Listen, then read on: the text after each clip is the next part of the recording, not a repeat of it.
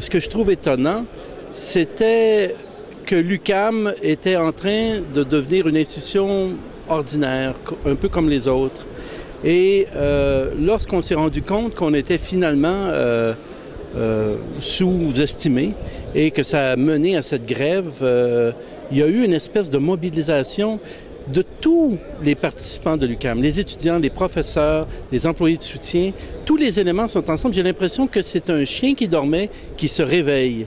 Et je parle avec des professeurs de chimie, des professeurs de mathématiques, je parle avec des professeurs de sociologie, des historiens, et c'est extraordinaire. J'apprends à découvrir mon université et je me forge une solidarité qui n'existait pas avant.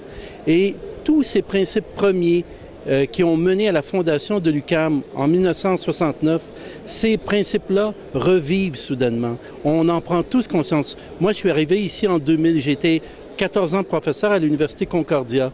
J'ai voulu changer, j'ai voulu venir adhérer au projet de l'UQAM et je me rends compte maintenant que j'ai fait la bonne décision. Parce que l'UQAM est en train de se réveiller et j'ai l'impression, pour les 20 prochaines années, va se remettre sur les rails pour faire ce qu'elle était censée faire, c'est-à-dire une université populaire qui va s'ouvrir, qui va continuer de permettre l'accessibilité. Et il faut que le gouvernement prenne en charge cette volonté populaire que le Québec a manifestée lors de la Révolution tranquille, que l'avenir du Québec dépend de l'éducation de sa population.